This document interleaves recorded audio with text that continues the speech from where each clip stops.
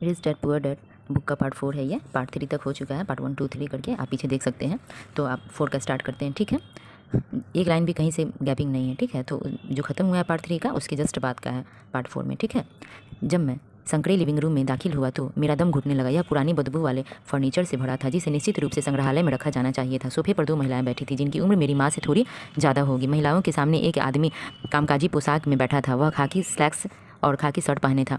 इन पर अच्छी प्रेस तो थी, लेकिन स्टार्च नहीं था। वह चमचमाते कामकाजी जूते भी पहनने था।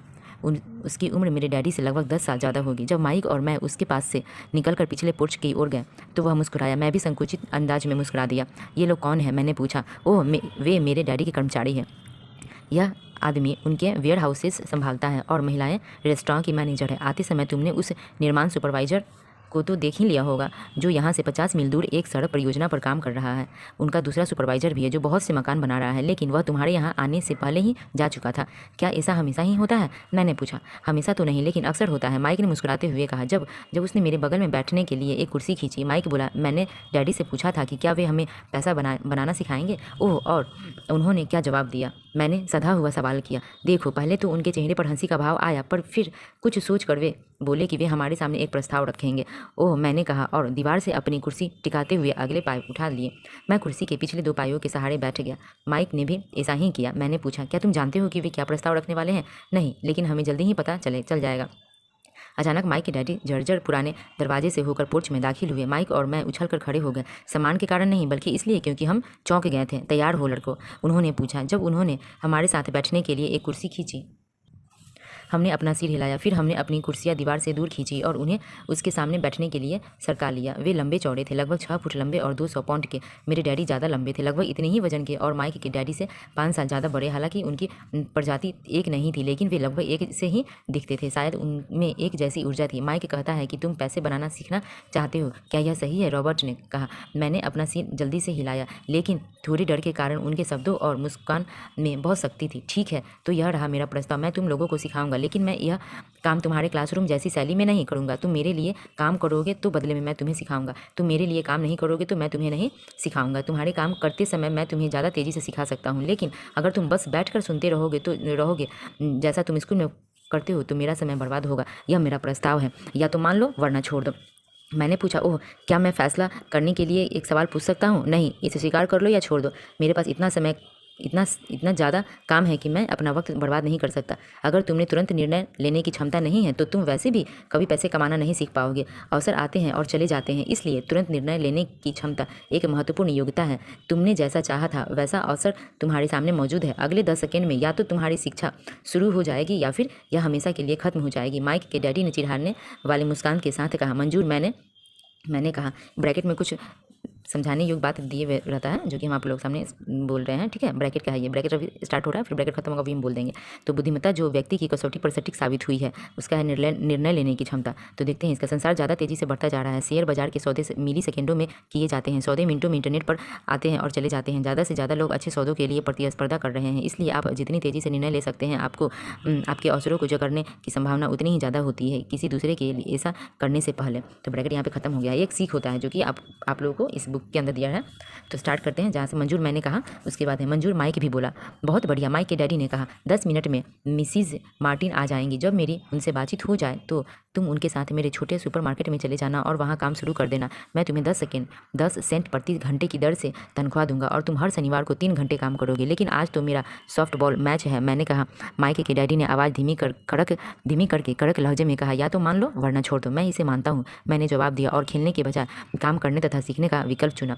30 सेंट मिलने के बाद उस दिन सुबह 9 बजे माइक और मैं मिसिज मार्टिन के लिए काम कर रहे थे। वे भली और धैर्यवान महिला थी। वे हमेशा कहती थी कि माइक और मुझे देखकर उन्हें अपने दोनों बच्चों की याद आ जाती है, जो अब बड़े होकर दूर चले गए हैं। हालांकि वे भली थी, लेकिन वे कड़ी मेहनत में यकीन करती थी और हमें काम में लगाए रखती थी। हम 3 घंटे तक डिब्बाबंद सामानों को सेल्फ से उतारते थे, फेदर डस्टर से हर डिब्बे की धूल साफ करते थे और फिर उन्हें दोबारा करीने से जमा देते थे। यह बहुत ही नीरस और थकाऊ काम था। माइक के डैडी को मैं को मैं अपना अमीर डैडी कहता हूँ और उनके पास इस तरह के 9 छोटे सुपरमार्केट थे जिनमें से हर एक में बड़ी कार पार्किंग थी। वे 7-Eleven कन्वीनियंस स्टोर्स के शुरुआती संस्करण थे, छोटे किराना स्टोर जहाँ लोग दूध, ब्रेड, बटर और सिगरेट जैसे सामान खरीदते थे। समस्या यह थी कि तब हवाई में एयर कंडीशनिंग का ज़्यादा चलन नहीं था और गर्मी के कारण स्टोर्स के दरवाजे बंद नहीं रहते थे। सड़क और पार्किंग की तरफ वाले स्टोर के दरवाजे खुले रहते थे। जब भी कोई कार पास से गुजरती थी या पार्किंग में आकर खड़ी होती थी तो हर बार धूल का गुब्बार उठता था और स्टोर में घुसकर डब्बों पर बैठ जाता था। हम जानते थे कि जब तक एयर कंडीशनिंग नहीं आएगा तब तक हमारे पास नौकरी रहेगी। 3 सप्ताह तक माइक और मैं मिसिज मार्टिन के पास जाते रहे तथा 3 घंटे तक काम करते रहे। दोपहर तक हमारा काम खत्म हो जाता था और वे हमारे हाथ में 3 छोटे सिक्के थमा देती थी।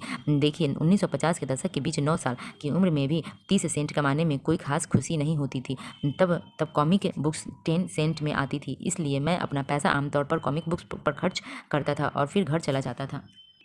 चौथे सप्ताह के बुधवार तक मैं यह काम छोड़ने का मन बना चुका था। मैं काम करने के लिए सिर्फ इसलिए तैयार हुआ था क्योंकि मैं माइक के डैडी से पैसे बनाना सीखना चाहता था और अब मैं 1 घंटे में 10 सेंट की गुलामी कर रहा था। उससे भी बढ़कर उस पहले शनिवार के बाद मैंने माइक के डैडी को देखा तक नहीं था। मैं काम छोड़ रहा हूँ, मैंने लंच के समय माइक को बताया। स्कूल नीरस था और अब मेरे पास शनिवार भी नहीं थे जिनकी मैं राह देख सकूं, लेकिन यह 30 सेंट थे जिनकी वजह से मेरा दिमाग खराब हो गया था। इस बार माइक मुस्कुराया। तुम किस बात पर हंस रहे हो? मैंने गुस्से और कुंठा में पूछा।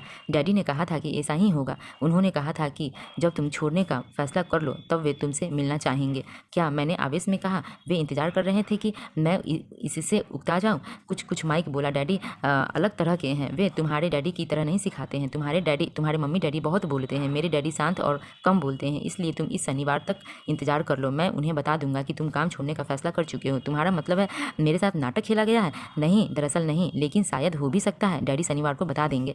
शनिवार को कतार में इंतजार करना।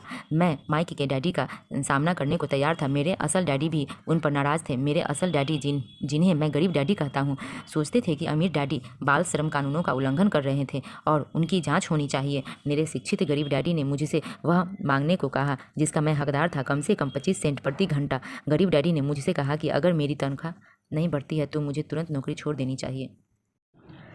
वैसे भी तुम्हें उस घटिया नौकरी की ज़रूरत नहीं है, मेरे गरीब डैडी ने तैस में कहा। शनिवार की सुबह 8 बजे मैं माइक के घर पहुंचा और दरवाज़ा माइक के डैडी ने खोला। बैठ जाओ और कतार में इंतजार करो, उन्होंने मेरे दाखिल होते समय कहा। फिर वे मुड़े और बेडरूम के पास बने अपने छोटे ऑफिस में गायब हो गए। मैंने कैमरे में चारों ओर देखा मगर मुझे माइक कहीं नहीं दिखा। अजीब सा महसूस करते हुए मैं सावधानी से उन दोनों महिला के पास बैठ गया जो मुझे 4 सप्ताह पहले वहीं दिखी थी। वे मुस्कुराई और सोफे पर थोड़ा खिसक कर मेरे लिए जगह बना दी। 45 मिनट गुजर गए और मैं आग बबूला होने लगा। तकरीबन 30 मिनट पहले दोनों महिलाएं उनसे मिलकर वहां से जा चुकी थी। एक अधिक उम्र का आदमी वहां 20 मिनट तक बैठा था और अब वह भी निकल कर जा चुका था। मकान खाली था और यहाँ मैं हवाई के उस सुहाने दिन एक सीलन भरे अंधेरे लिविंग रूम में बैठा था और एक लालची आदमी से बात करने का इंतजार कर रहा था जो बच्चों का शोषण करता था। मुझे ऑफिस में इधर उधर कागज सड़कने की आवाज़ें सुनाई दे रही थी। वे फ़ोन पर बात कर रहे थे और मुझे नज़रअंदाज कर रहे थे। मैं उनसे मिलने बिना ही बाहर जाने के लिए तैयार हो गया, लेकिन किसी कारण मैं रुक गया। आखिर 15 मिनट बाद ठीक 9 बजे आखिर अमीर डैडी अपने ऑफिस के बाहर निकले। बिना कुछ कहे उन्होंने मुझे हाथ से ऑफिस में आने का इशारा किया। अमीर डैडी ने अपने ऑफिस की कुर्सी को घुमाते हुए कहा, मुझे लगता है कि तुम वेतन बढ़वाना चाहते हो या तुम नौकरी छोड़ने वाले हो। रुआसी आवाज़ में मेरे मुंह से निकला, देखिए आप समझौते की अपनी शर्त पूरी नहीं कर रहे हैं। 9 साल की उम्र में किसी वयस्क से मुठभेड़ करना सचमुच डरावना था। आपने कहा था कि अगर मैं आपके लिए काम करूँगा तो आप मुझे सिखाएंगे। देखिए मैंने आपके लिए काम किया है, मैंने मेहनत से काम किया है। आपकी खातिर काम करने के लिए मैं अपने बेसबॉल मैचों की कुर्बानी दी है, लेकिन आपने अपना वादा नहीं निभाया और मुझे कुछ भी नहीं सिखाया। आप धोखेबाज हैं। जैसा कि शहर का हर व्यक्ति आपके बारे में कहता है, आप लालची हैं। आप सिर्फ पैसे कमाना चाहते हैं और अपने कर्मचारियों की जरा भी परवाह नहीं करते हैं। आपने मुझसे खामखा इंतजार कराया और मेरे प्रति कोई सम्मान नहीं दिखाया। मैं छोटा हूँ लेकिन इससे बेहतर व्यवहार का हकदार हूँ। अमीर डैडी अपनी घूमने वाली कुर्सी में आगे पूछे झूलने लगे। अपनी ठुड्डी पर हाथ रख कर उन्होंने मुझे एक टका देखा। बुरा नहीं है, उन्होंने कहा। 1 महीना भी नहीं हुआ है और तुम वही भाषा बोल रहे हो जो मेरे ज़्यादातर कर्मचारी बोलते हैं क्या? मैंने पूछा। मैं समझ नहीं पाया कि वे क्या कर रहे हैं, इसलिए मैं अपना दुखड़ा जारी रखा। मैंने सोचा था कि आप अपना वादा निभाएंगे और मुझे सिखाएंगे, इसके बजाय आप मुझ पर अत्याचार कर रहे हैं। यह जुल्म है, सरासर जुल्म है। मैं तुम्हें सिखा रहा हूँ, अमीर डैडी ने धीरे स्वर में कहा। आपने मुझे क्या सिखाया है? कुछ भी नहीं, मैं गुस्से में कहा। जब मैं चंद सिक्कों के बदले काम करने के लिए तैयार हो गया उसके बाद में आपने मुझे बात तक नहीं की है। 1 घंटे के बदले 10 सेंट हाँ, मुझे तो सरकार से आपकी शिकायत करनी चाहिए। आप जानते हैं हमारे देश में बाल श्रम कानून है। आप तो जानते ही हैं मेरे डैडी सरकार के लिए काम करते हैं। शाबाश, अमीर डैडी ने कहा। अब तुम उन अधिकतर कर्मचारियों की भाषा बोल रहे हो जो मेरे लिए काम करते थे। ऐसे कर्मचारी जिन्हें मैंने नौकरी से निकाल दिया या उन्हें खुद नौकरी छोड़ दी। तो इस बारे में आपको क्या कहना है? इसमें कुछ आपको चार्ट दिया हुआ है, जैसे कि सीखने का उल्टा पिरामिड। तो हमें नहीं लगता है कि इसको शेयर करें, स्टोरी से ही आप समझ सकते हैं, ठीक है। तो मैंने पूछा और मुझे एहसास था कि कम उम्र के बावजूद मैं काफ़ी बहादुरी दिखा रहा था। आपने मुझसे झूठ बोला, मैंने आपकी खातिर काम किया और आपने अपना वादा पूरा नहीं किया। आपने मुझे कुछ नहीं सिखाया। कौन कहता है कि मैंने तुम्हें कुछ नहीं सिखाया? अमीर डैडी ने शांति से पूछा। देखिए, इस दौरान आपने कभी मुझसे बात नहीं की। मैंने 3 सप्ताह तक काम किया और आपने मुझे कुछ नहीं सिखाया। मैंने मुँह बनाकर कहा। क्या सिखाने का मतलब बोलना या व्याख्या देना ही है? अमीर डैडी ने पूछा। और क्या, मैंने जवाब दिया। इस तरह वे तुम्हें स्कूल में सिखाते हैं, उन्होंने मुस्कुराते हुए कहा। लेकिन जीवन तुम्हें इस तरह से नहीं सिखाता है। और मेरा मानना है कि जीवन सबसे अच्छा शिक्षक वही होता है। अधिकतर समय जीवन आपसे बात नहीं करता है, यह आपको एक तरह से धक्का देता है। हर धक्के के साथ मानो जीवन कहता है, जाग जाओ, कोई चीज़ है जो मैं तुम्हें सिखाना चाहता हूँ। यह आदमी कैसी बेसिर पैर की बातें कर रहा है। मैंने मन ही मन सोचा, जीवन मुझे धक्का दे रहा है, यानी वह मुझसे बात कर रहा है। अब मैं जान गया था कि मुझे अपनी नौकरी हर हाल में छोड़ देनी चाहिए। मैं एक ऐसे आदमी से बात कर रहा था जिसे हवालात में बंद करने की ज़रूरत थी। अगर तुम जीवन के सबक सीखते हो तो इससे तुम्हें बहुत फ़ायदा होगा। अगर नहीं सीखोगे तो जीवन तुम्हें बस चारों तरफ धक्के देता रहेगा। लोग 2 चीज़ें करते हैं, कुछ लोग जीवन के धक्के खाते रहते हैं, दूसरे नाराज़ होते हैं और पलट कर धक्का देते हैं। लेकिन वे अपने बॉस या अपनी नौकरी या अपने पति या पत्नी के खिलाफ अपना गुस्सा निकालते हैं। वे नहीं जानते हैं कि यह जीवन है जो उन्हें धक्का दे रहा है। मुझे पता नहीं था कि वे किस बारे में बोल रहे थे। जीवन हम सभी को धक्के मारता है। कुछ लोग हार मान लेते हैं और बाकी जूझते हैं। कुछ लोग सबक सीख लेते हैं और आगे बढ़ जाते हैं। वे जीवन के धक्कों का स्वागत करते हैं। इन गिने चुने लोगों के लिए इसका मतलब यह होता है कि उन्हें कुछ सीखने की ज़रूरत है और उन्हें कुछ सीख लेना चाहिए। वे सीख लेते हैं और आगे बढ़ जाते हैं। ज़्यादातर लोग छोड़ देते हैं और कुछ लोग तुम्हारी तरह लड़ते भी हैं।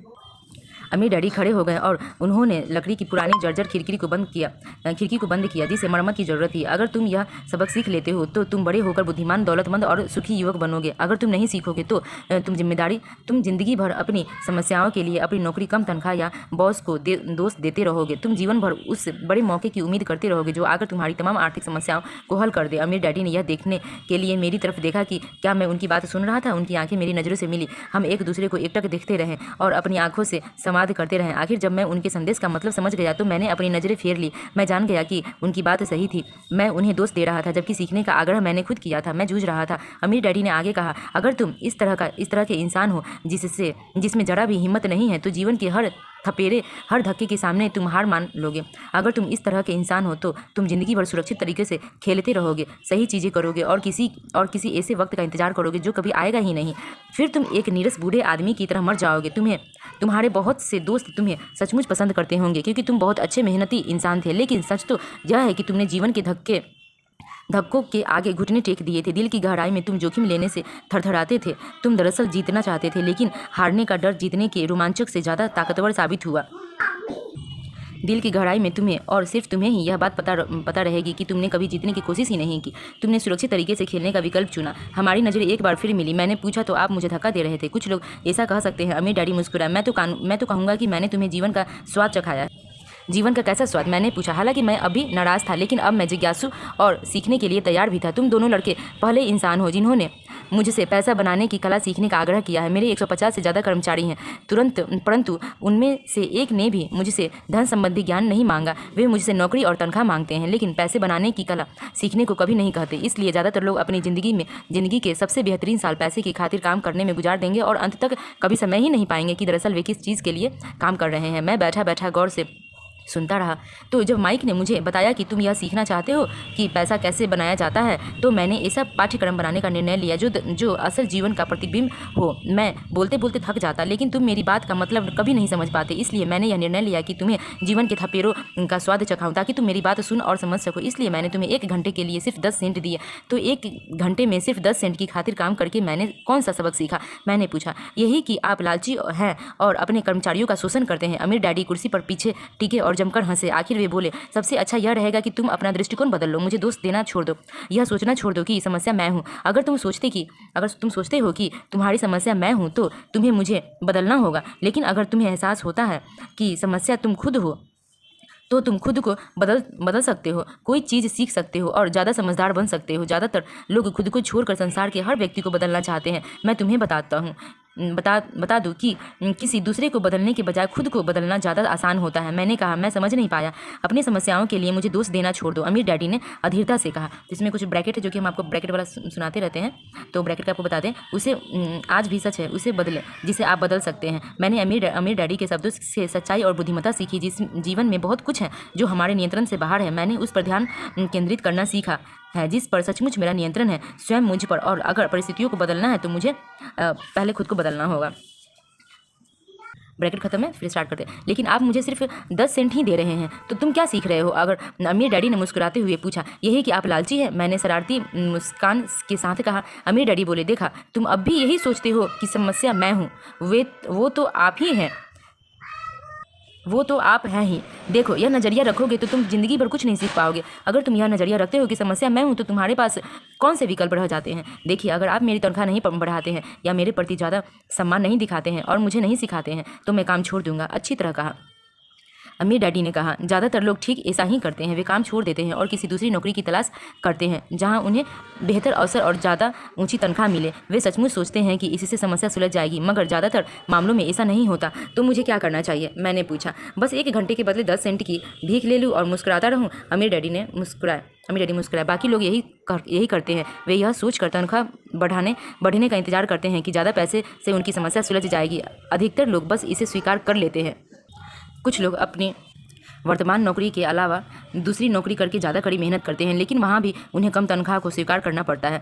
मैं बैठा बैठा फर्श को घूरता रहा और उस सबक को समझना शुरू करने लगा जो मेरे डैडी सिखा रहे थे। मुझे एहसास हो गया था कि यह जीवन का स्वाद था। आखिर मैंने नज़रें उठाकर पूछा, तो समस्या किस चीज़ से सुलझेगी? इसी से उन्होंने कहा और अपनी कुर्सी पर आगे झुककर मेरे सिर को हल्के से थपथपाया। तुम्हारे कानों के बीच की चीज़ से। यही वह पल था जब अमीर डैडी ने वह निर्णायक दृष्टिकोण बताया जो उन्हें उनके कर्मचारियों और मेरे गरीब डैडी से अलग करता था और जिसकी बदौलत वे अंततः हवाई के सबसे अमीर लोगों में से एक बने, जबकि मेरे उच्च शिक्षित लेकिन गरीब डैडी जिंदगी भर आर्थिक समस्याओं से जूझते रहे। यह एक अनूठा दृष्टिकोण था जिसने मेरी ज़िंदगी का नक्शा ही बदल दिया। अमीर डैडी ने बार बार मुझसे यह दृष्टिकोण सिखाया जिसे मैं पहला सबक कहता हूँ। गरीब और मध्यवर्गीय लोग पैसे के लिए काम करते हैं, अमीर लोग पैसे से अपने लिए काम कराते हैं। अब तक मेरे गरीब डैडी ने मुझे जो सिखाया था, शनिवार की उस उजली सुबह मैंने उससे एक बिल्कुल भिन्न दृष्टिकोण सीखा।